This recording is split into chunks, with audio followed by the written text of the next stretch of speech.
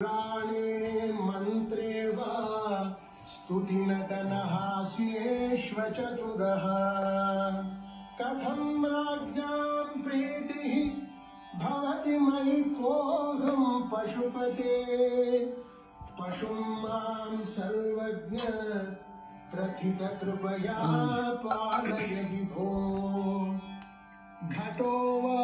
मृत्पिण्डोऽप्यनुरपि च धूमोऽग्निरचलः पटो वा तन्तुर्वा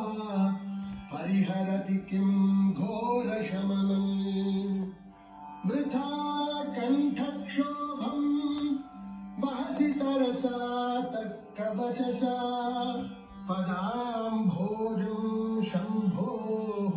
भज परमसौख्यं व्रजसुधीः मनस्ते पादाब्जे निवसतु वचस्तोत्रफणितौ करौ चाभ्यर्चायां श्रुतिरपि कथाकन्ननविधौ तव ध्याने बुद्धिः नयनयुगलं मूर्तिविभवे परग्रन्थान् कैर्वा परमशिव जाने परमतः यथा बुद्धिः सुप्तौ रजतमिति काचाश्मनिमणिः जले पैष्टे क्षीरं भवति मृगतृष्णासु सलिलम् तथा देवभ्रान्त्या भजति भवदन्यं जडजनो महादेवेशं त्वां मनसि च न मत्वा पशुपते गभीरे कासारे विशति विजने घोरविपिने विशाले शैले च भ्रमति कुसुमार्थं जडमतिः समर्थ्यैकं चेतः सरसिजमुमानाथ भवते सुखेनावस्थातुं जन इह न जानाति किमहो नरत्वं देवत्वं नगवनमृगत्वं मशकता पशुत्वं कीटत्वं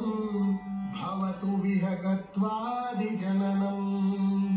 सदा त्वत्पादाब्जस्मरणपरमानन्दलहरी विहारासक्तं चेत् हृदयमिह किं तेन वपुषा वटुर्वा गेही वा यतिरपि जटी वा तदितरो नरो वा यः कश्चित् भवतु भव किं तेन भवति यदीयं हृत्पद्मं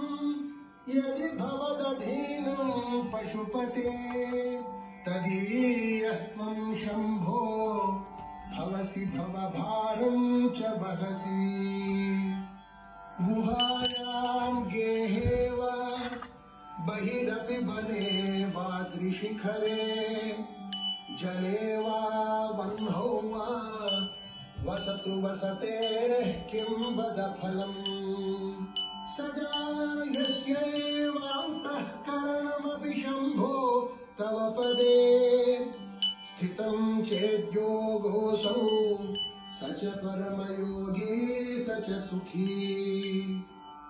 असारे संसारे निज भजन दूरे जडधिया भ्रमन्तं मामन्धं परमकृपया पातुचितम् मदन्यः को दीनः तव कृपण रक्षाति निपुणः त्वदन्यः को वा मे त्रिजगति शरण्यः पशुपते प्रभुत्वं दीनानां खलु परमबन्धुः पशुपते प्रमुख्योऽहं तेषाम् अभिधिमुदबन्धुत्वमनयोः त्वयैव क्षन्तव्याः शिवमदपराधाश्च सकलाः प्रयत्नात् कर्तव्यम् मदवनमियं बन्धुसर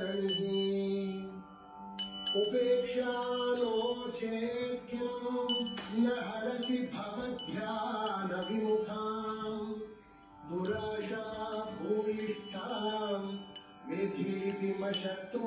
यदि भवान् शिरस्तद्वयि धात्रम्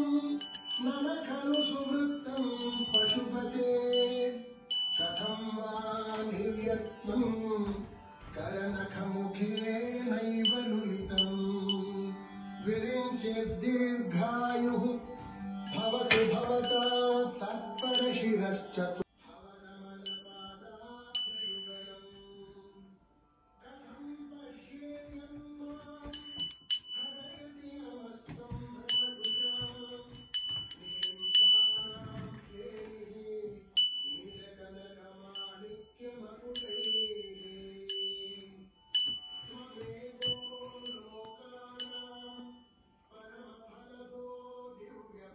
हृदय कविमत्यन्त च फलम्